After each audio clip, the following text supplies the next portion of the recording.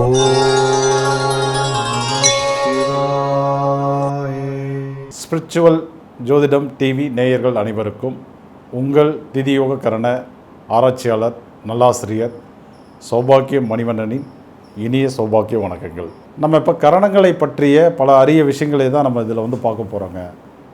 அதாவது கரணங்கள் மொத்தம் 11 கரணங்கள் இருக்குது. பவம், பாலவம், கௌளவம், தைத்துளை, கரசை, வணிசை, பத்திரை, சதுஸ்பாதம், நாகவம், கிம்சகுணம்னு சொல்லிட்டு ஒரு 11 கரணங்கள் இருக்குது. இதில் 2 விதமாக நம்ம பிரிச்சுக்கலாம். இந்த முதல் 7 கரணங்களை வர சரம் என்றும், அடுத்து வரக்கூடிய ஒரு 4 கரணங்கள் ஸ்திரக்கரணங்கள் என்றும் சொல்வதுண்டு. சரி, இதில் பெரிய அளவில் ஏதாவது மாற்றங்கள் எதாவது இருக்கா அப்படின்னா அப்படிலாம் ஒன்றும் கிடையாது. சரிங்களா? இப்போ இந்த 11 கரணங்களுக்கு நம்ம என்ன பண்ண போகிறோம் அப்படின்னாக்க, இதில் ஒவ்வொரு கரணத்தில் பிறந்தவர்களுடைய குணங்கள் எப்படி இருக்கும் அப்படிங்கிறத நம்ம தெளிவாக பார்க்கலாம். நம்ம இப்போ அடுத்தது ஒவ்வொரு கரணத்தில் பிறந்தவர்களுக்கும் உண்டான பார்த்திங்கன்னா அந்த கரணாதிபதி யோக பலன்களை தருவாரா, தரக்கூடிய அமைப்பில் இருக்காரா இல்லையா, அப்படி கொடுத்தா எந்த மாதிரி யோக பலனை தருவார். சரி, தரக்கூடிய அமைப்பில் இல்லை, அப்போ அவருக்கு நம்ம அந்த பலனை தருவதற்கு என்ன பலனை வைக்கணும் நம்ம. சரிங்களா? எந்த அமைப்பில் இருந்தாக்க அவர் தருவார், அப்படி எந்த அமைப்பில் வர வைப்பதற்கு என்ன வழிகளை நம்ம கையாள வேண்டும் அப்படிங்கிறத நம்ம பார்க்கலாம். இப்போ அடுத்தபடியாக பார்த்திங்கன்னா பரிகாரங்கள் அப்படின்னு சில விஷயங்கள் வரும்போது பார்த்திங்க அப்படின்னா கரண வழிபாடுகள் ஒன்று மட்டுமே போதாதுங்க.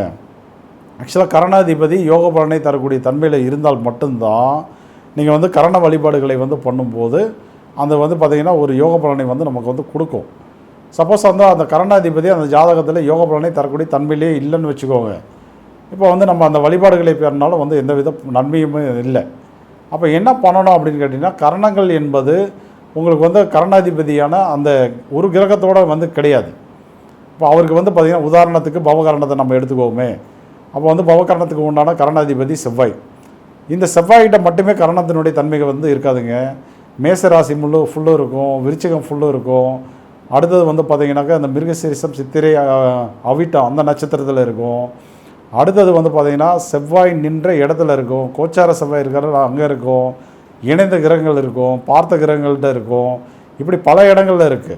அப்போ இதையெல்லாம் நம்ம என்னென்னா ஒரு ஜாதகத்தை எடுத்து ஆய்வு செய்யும்போது நமக்கு இந்தந்த இடத்துலலாம் கிரகங்கள் கரணத்துடன் தொடர்பில் இருக்காங்க, இதில் இந்த இடத்துல யோக பலனை இந்த கிரகங்கள் வெளிப்படுத்துது.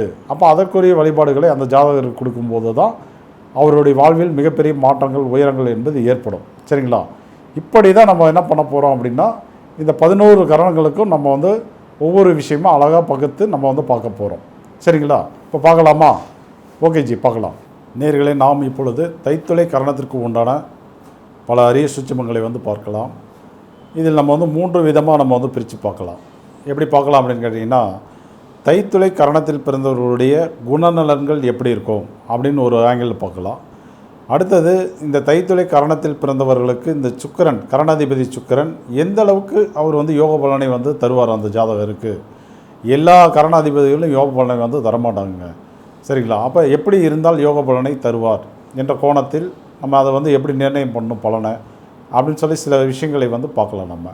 இப்போ அடுத்தபடியாக நம்ம அடுத்த கோணத்தில் இதற்கு என்ன பரிகாரங்கள், வழிபாடுகள் செய்தால் நம்ம அந்த கரணத்தில் பிறந்த முழு யோக பலனையும் நம்மளால் அனுபவிக்க முடியும் அப்படின்ற கோணத்தில் சில விஷயங்களை நம்ம பார்க்கலாம் நம்ம. சரிங்களா? இப்போ கரணங்கள் மொத்தம் 11 கரணங்கள் இருக்குது. எல்லாருக்கும் தெரிஞ்சது தான். இருந்தாலும் ஒரு முறை சொல்லிடுறேன் நான். பவம், பாலவம், கௌளவம், தைத்துளை, கரசை, வணிசை, பத்திரை, சகுனி, சதுஸ்பாதம், நாகவம், கிம்சுகரம், இப்படி 11 கரணங்கள் இருக்குது. எந்த ஜாதகராக இருந்தாலும் இந்த 11 கரணத்துக்குள்ளார தான் ஏதோ ஒரு கரணத்தில் பிறந்திருப்பார். சரிங்களா? இப்போ இந்த கரணத்தினுடைய கணிதம் அது இது அதெல்லாம் வேண்டாம் நமக்கு. நம்ம டைரெக்டாக பார்த்திங்கன்னா இதனுடைய சூட்சுமங்கள் என்ன அதை தெரிஞ்சுக்குவோம் நம்ம. இப்போ இந்த தைத்துளை கரணத்தில் பிறந்த நிறைய நண்பர்கள் இருப்பாங்க. இப்போ பார்த்திங்கன்னா பொதுவாக சில பலன்கள் சொல்லுவாங்க. என்னென்னு கேட்டிங்கன்னா, தைத்துளை கரணத்துக்கு உண்டான கரணநாதன், கரண அதிபதி சுக்கிரன் அப்படிங்கிறதுனால இவங்க பார்த்திங்கன்னா நல்ல சுகபோகவாசிகளாக இருப்பார்கள் அப்படின்னு சொல்லி பலன்களை நிர்ணயம் பண்ணுவாங்க. அடுத்தது பார்த்திங்க அப்படின்னா, அந்த சுக்கிரன் துணையை நிர்ணயம் பண்ணக்கூடிய ஒரு கிரகமாக இருக்கிறனால நல்ல துணை அமையும். கரணநாதனே சுக்கிரனாக வந்துட்டார், அப்போ பார்த்திங்கன்னா திருமண வாழ்க்கை ரொம்ப சிறப்பாக அமையும் அப்படின்னு சொல்லி பலனை நிர்ணயம் பண்ணுவாங்க. அப்போ அடுத்தது பார்த்திங்க அப்படின்னா ரொம்ப தூய்மையை விரும்புவாங்க அப்படின்னு சொல்லுவாங்க. வெள்ளியை நிறைய விரும்புவாங்க. வைர நகைகளை வந்து அதிகம் விரும்பக்கூடிய ஒரு நபர்களாக இருப்பாங்க. அடுத்தது வந்து பார்த்திங்க அப்படின்னாக்க நல்ல விலை உயர்ந்த பொருட்களை எல்லாம் வந்து வாங்குவதில் வந்து பிரியமுள்ள நபர்களாக இருப்பாங்க அப்படி சொல்லுவாங்க. இப்போ அடுத்தது வந்து இதனுடைய விலங்கு வந்து கழுதைன்னு வர்றதுனால அந்த கழுதையினுடைய கேரக்டரை வந்து பார்த்திங்கன்னா அப்படியே அந்த தைத்தொலை காரணத்தில் பிறந்தவர்களுக்கு குணநலன்களை வந்து கொடுப்பது வந்து வழக்கம். என்ன அப்படின்னு கேட்டிங்கன்னா, இப்போ கழுதையை பொறுத்தவரை என்ன அப்படின்னு கேட்டிங்கன்னா, நல்லா வந்து ஹார்ட் ஒர்க் பண்ணும். பொதியெல்லாம் வந்து பார்த்திங்கன்னா நல்ல ஒரு வெயிட்டெல்லாம் வந்து சுமக்கக்கூடிய ஒரு மிருகம் அது, சரிங்களா? இப்போ விலங்குன்னு எடுத்துக்கலாம் நம்ம. அப்போ இது வந்து என்னன்னாக்க பார்த்திங்கன்னா, இந்த தைத்திலை கரணத்தில் பிறந்தவர்கள் எவ்வளோ வேலை நீங்கள் வந்து கொடுத்தீங்க அப்படின்னாலும் அதை வந்து அவங்க ஏற்றுக்குவாங்க, மறுக்காமல் வந்து செய்வாங்க. இப்படிலாம் வந்து பலன்கள் வந்து சொல்லப்படுகிறது. இது வந்து என்னென்னா, இது வந்து உண்மையிலே வந்து பார்த்திங்க அப்படின்னா சரியான பலனா அப்படின்னா கண்டிப்பாக கருத்து கிடையாது. இது வந்து பொது பலன் தான்.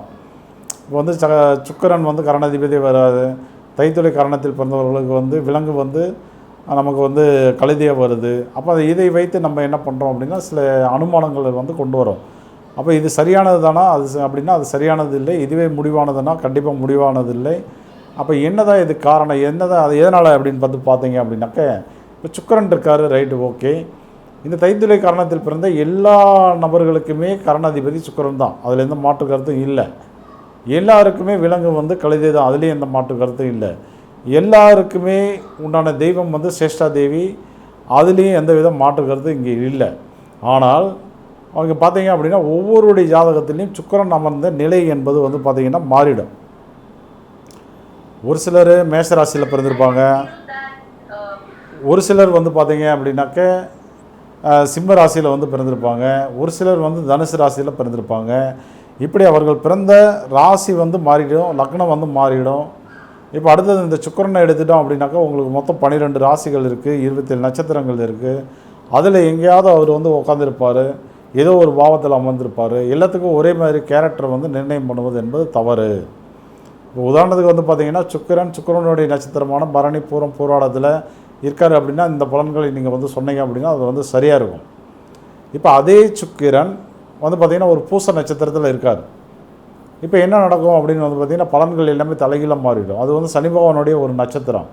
சனி பகவானுடைய காரத்துவங்கள் மேக்ஸிமம் வந்து பார்த்திங்கன்னா எல்லாமே கடைநிலையில் இருக்கக்கூடிய ஒரு காரத்துவங்கள் தான். இப்போ வாகனங்கள்னு எடுத்துக்கோங்களேன், சுக்கிரன் நீங்கள் வாகனம் அப்படின்னு எடுத்துட்டிங்க அப்படின்னா அந்த பூசம் என்பது பழையதை வந்து குறிக்கும். அப்போ வந்து பார்த்திங்கன்னா பழைய வாகனங்களை தான் வாங்குவார் அப்படின்னு நீங்கள் வந்து பலனாக எடுத்துக்கலாம் நீங்கள். இப்போ அடுத்தது வந்து பார்த்திங்கன்னா திருமண வாழ்வில் அப்படின்னு பார்க்கும்போது சுக்கிரன் வந்து உங்களுக்கு வந்து கலஸ்திரக்காரர் தான், இல்லைன்னு நான் சொல்லலை நான். அது வந்து பார்த்திங்கன்னா பூச நட்சத்திரத்தில் இருக்கும்போது என்ன ஆகும் அப்படின்னு கேட்டிங்கன்னா அந்த சனியினுடைய காரகத்துவத்தில் வந்து துணை வந்து அமைவது, வேறு மதம் வேறு இனம் இந்த மாதிரிலாம் வந்து துணையாக அமைவது. அடுத்தது வந்து பார்த்திங்கன்னா தன்னை விட தாழ்ந்த ஒரு நிலையில் ஒரு படிப்பு வந்து பார்த்திங்கனாக்கா இவங்க நல்லா படிச்சிருப்பாங்க, துணை வந்து ரொம்ப கம்மியாக படிச்சிருப்பாங்க, அழகில் வந்து இவங்க சிறந்தவங்களாக இருப்பாங்க, அவங்கள வந்து குறைந்தவராக இருப்பாங்க. இப்படி ஏதோ ஒரு காரணங்கள்னால துணை வந்து தாழ்ந்து வந்து வந்துடுவாங்க, புரியுதுங்களா? இப்போ இதே சுக்கிரன் வந்து உங்களுக்கு வந்து திருவாதிரை நட்சத்திரத்தில் அமர்ந்தான்னு வச்சுக்கோங்க, அது வந்து வேறு விதமாக வேலை பார்க்கும். இப்போ வாகனங்களில் அப்படின்னு சொல்லி பலனை வந்து நிர்ணயம் பண்ணும்போது எப்படி இருக்கும் அப்படின்னு பார்த்திங்கன்னா அதிவேகமாக போகக்கூடிய வாகனங்களை வந்து வாங்குவாங்க, நவீன வாகனங்களை வாங்கக்கூடியதில் வந்து பிரியமுள்ளவர்களாக இருப்பாங்க, புரிஞ்சுக்கிட்டீங்களா? இப்போ அதுவே துணைக்குன்னு நம்ம வந்து பலனை எடுக்கும்போது பார்த்திங்கன்னா இவருடைய துணை வந்து எப்படி இருப்பாங்க அப்படின்னா ரொம்ப விவரமாக இருப்பாங்க. அடுத்தது வந்து பார்த்திங்கனாக்கா அந்த துணைக்கு வந்து இவர் வந்து கட்டுப்பட்டு போகக்கூடிய ஒரு சூழல் வந்து உருவாகும்னு சொல்லலாம். இப்படி அவர் வந்து நிற்கிற கிரகங்களுக்கு தகுந்த மாதிரி பலன்கள் வந்து மாறிட்டே வரும். அந்த பலன்கள் மாறுறதுன்னா அதனுடைய ஜாதகருடைய குணநலன்கள் வந்து மாறிட்டே வரும்னு சொல்ல வரேன் நான். இப்போ இயல்பாக வந்து பார்த்திங்கன்னா சுக்கிரன் வந்து யார், சுகபோகக்காரகன். அப்போ அதிக சுகபோகங்களை வந்து பார்த்திங்கன்னா தைத்தொலை காரணத்தில் பிறந்தவர்கள் விரும்புவார்கள் அப்படின்னு சொல்லி நம்ம வந்து காமனாக எல்லாருக்கும் வந்து பலன் சொல்லலாம். ஆனால் அவரே வந்து பார்த்திங்கன்னா ஒரு சில ஜாதகங்களில் வந்து பார்த்திங்கன்னா மூல நட்சத்திரத்தில் அமர்ந்திருப்பார். இந்த மூல நட்சத்திரம் என்பது கேது பகவானுடைய நட்சத்திரம். இந்த நட்சத்திரத்தினுடைய தன்மை என்ன அப்படின்னு கேட்டிங்கன்னா இது வந்து பார்த்திங்கன்னா தியானம், தவம், அடுத்தது வந்து ஆன்மீகம், இந்த மாதிரி வந்து பார்த்திங்கனாக்கா இழுத்து போகிற ஒரு நட்சத்திரம் இது. இது வந்து பார்த்திங்க அப்படின்னா இந்த லௌதிக வாழ்க்கைக்கும் சுகபோகங்களுக்கும் வந்து தொடர்பே கிடையாது. அப்போ அந்த சுக்கிரன் என்ன பண்ணுவார் அப்படின்னு கேட்டிங்கன்னா லௌகிக வாழ்க்கையில் வந்து ஒரு ஈடுபாடுகளே வந்து தரமாட்டாப்படி. சுக்கிரனுடைய காரகத்தை வந்து இழந்து விட்டு கேதுனுடைய காரகத்தில் தான் பார்த்திங்கனாக்கா அவர் வந்து ஜீவசமாதி வழிபாடுகள், ஆன்மீகத்தில் வந்து ஈடுபாடுகள், கலைகளில் வந்து ஈடுபாடுகள், முக்தி அடையணும் அப்படின்ற ஒரு நிலையில் ஈடுபாடுகள், காமத்தில் வந்து பார்த்திங்கன்னா சுத்தமாக இன்ட்ரெஸ்ட் இருக்காது. இப்போ இந்த மாதிரி பலன்களை வந்து அந்த இடத்துல வந்து நிர்ணயம் பண்ணுவார். இது வந்து ஜாதகருடைய ஒரு கேரக்டராக வந்து அமையும். அப்போ என்ன சொல்ல வரேன் அப்படின்னா, இந்த சுக்கிரன் கரணாதிபதியாக இருந்தாலும் எல்லாருக்கும் ஒரே குணநலன்கள் என்பது இருக்குமா அப்படின்னா கண்டிப்பாக வந்து கிடையாது. அப்போ அவர் வந்து அமர்ந்த நட்சத்திரம், இணைந்த நட்சத்திரங்களுக்கு தகுந்த மாதிரி, அடுத்தது வந்து பார்த்திங்கன்னா இணைந்த கிரகங்களுக்கு தகுந்த மாதிரி பலன்கள் என்பது மாறிவிடும். சரிங்களா? இப்போ அடுத்தபடியாக பலனுக்கு வருவோம். நம்ம இப்போ எல்லாரும் என்ன நினச்சிக்கிறாங்க அப்படின்னாக்கா, மேக்சிமம் வந்து கரணாதிபதி சுக்கிரன் தைத்துளை கரணத்தில் பிறந்தவருக்கு அப்போ சுக்கிரனுடைய காரத்துவங்கள் எல்லாமே இவங்களுக்கு நிறைவாக கிடைக்கும். கரணாதிபதி தன்னுடைய காரகத்தில் வந்து யோக பலனை வந்து கொடுத்துருவார் அப்படின்னு சொல்லி நினச்சிட்ருக்காங்க. ஆக்சுவலாக அப்படிலாம் வந்து கிடையாது. சரிங்களா? அது கரணாதிபதியாக இருந்தாலும் அவர் வந்து அமர்ந்த நட்சத்திரம்லாம் வந்து கெடுபலனை தரக்கூடிய தன்மையில் இருந்துச்சு அப்படின்னா கண்டிப்பாக வந்து யோக பலனை வந்து கொடுக்க மாட்டாப்புல.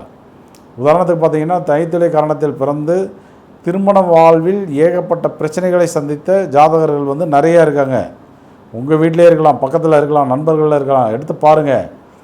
அப்போ தைத்துளை காரணத்தினுடைய அதிபதி சுக்கிரன் எல்லாருக்கும் வந்து தன்னுடைய காரகத்தில் யோக பலனை தான் தருவார் அப்படின்னாக்க எப்படி இந்த பிரிவுகள்லாம் வந்தது?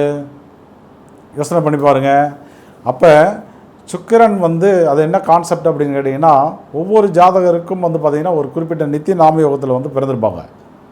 அந்த நித்திய நாமயோகத்தின் அடிப்படையில் வந்து பார்க்கும்போது ஒரு கிரகம் வந்து யோகமாகவும் ஒரு கிரகம் வந்து அவயோகமாக வரும் எல்லாருக்கும். சரிங்களா? இப்போ உதாரணத்துக்கு வந்து பார்த்தீங்க அப்படின்னாக்க, நீங்கள் வந்து ஒரு சௌபாகிய நாமயோகத்தில் பிறந்திருக்கீங்க. இந்த சௌபாகிய நாமயோகம் என்பது சிம்ம ராசியில் உள்ள பூர நட்சத்திரத்தில் அந்த யோகம் வந்து ஆரம்பிக்குது. ஸோ அப்போ அந்த பூர நட்சத்திரத்தினுடைய அதிபதியான சுக்கிரனை வந்து நம்ம என்ன பண்ணுறோம், அந்த சௌபாகிய நாமயோகத்திற்கு வந்து யோகமாக எடுத்துக்கிறோம் நம்ம. சரிங்களா? இப்போ அதற்கு அவயோகம் வந்து யார் அப்படின்னு கேட்டிங்கன்னா, அதனுடைய அவயோகம் அப்படி சிம்ம ராசிக்கு ஆப்போசிட்டில் இருக்க மகர ராசியில் இருக்கக்கூட பூரட்டாதி நட்சத்திரத்தில் வந்து அந்த அவயோகம் வந்து ஆரம்பிக்கும். அப்போ அந்த பூரட்டாதியின் அதிபதியான குருவை வந்து நம்ம வந்து அவயோகமாக எடுத்துக்குவோம் நம்ம. இப்படி ஒவ்வொரு நித்திய நாமயோகங்களுக்கும் ஒரு யோகம் ஒரு அவயோகம் என்பது வரும். ஒரு உபயோகம் உப அவயோகமும் இருக்குது. அந்த கான்செப்ட் வேறு, அப்புறம் பார்க்கலாம் நம்ம. இப்படி இருக்கும்போது இந்த கரணாதிபதி இந்த அவயோக நட்சத்திரங்கள் இருக்கு இல்லையா, இப்போ வந்து இது பூரட்டாதி, அது பூரட்டாதி மட்டும் இல்லைங்க, புனர்பூசம் விசாகம் பூரட்டாதி மூணுமே அந்த ஜாதகருக்கு அவயோகமாக தான் வேலை பார்க்கும். இப்போ இதில் வந்து சுக்கிரன் வந்து அமர்ந்திருக்காருன்னு வச்சுக்கோங்களேன். இப்போ கரணாதிபதி யோக பலனையே வந்து தரமாட்டார். இப்போ இவர்கள் போயிட்டு இப்போ வந்து சேஷாதேவி வந்து வழிபாடு செய்வதன் மூலமாக, கழுதைக்கு வந்து உணவு கொடுப்பதன் மூலமாக, என்னைப்பார் யோகம் வருன்ற கழுதை பொம்மையை வந்து படத்தை வச்சுக்கிறதோ, பொம்மையை வச்சுக்கிறதோ, பிக்சரை வச்சுக்கிறதோ, இல்லை அதன் மூலமாக ஏதாவது நன்மைகள் நடக்கும்னா சுத்தமாக எந்த நன்மையும் இருக்காது.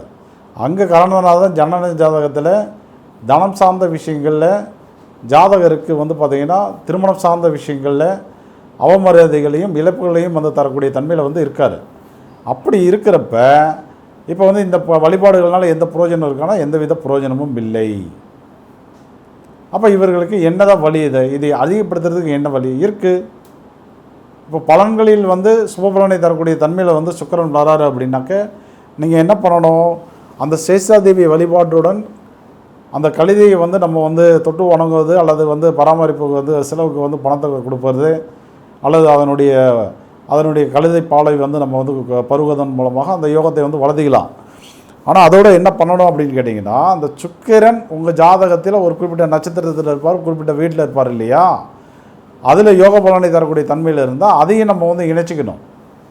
இப்போ உதாரணத்துக்கு வந்து பார்த்தீங்க அப்படின்னா, இப்போ வந்து ஒரு மிருகசீரிஷ நட்சத்திரத்தில் வந்து சுக்கிரன் வந்து இருக்காருன்னு வச்சுக்கோங்க. மிருகசீரிஷ நட்சத்திரத்தில் ஒரு 3ஆம் பாதத்துலேயோ 4ஆம் பாதத்துலேயோ மிதன ராசியில் வந்து இருக்கிறத நம்ம எடுத்துக்கோ நம்ம. அப்போ அப்படி ஒரு இருந்தார் அப்படின்னாக்க என்ன பண்ணணும், அப்போ அது வந்து நிற்கிறது வந்து மிதுனம் என்ற புதனுடைய வீட்டில். அதே போல் அவர் வந்து அமர்ந்த நட்சத்திரம் மிருகசீரிஷ நட்சத்திரத்தில். அப்போ அந்த மிருகசீரிஷத்தினுடைய வழிபாடு என்ன? மிருகசீரிஷ நட்சத்திரத்துக்கு உண்டான தெய்வம் வந்து சோமஸ்கந்தர். அப்போ இவர்கள் என்ன பண்ணணும், இந்த தைத்துளை கரணத்தில் பிறந்ததுக்காக சேஷாதேவியும் வழிபாடு பண்ணணும்.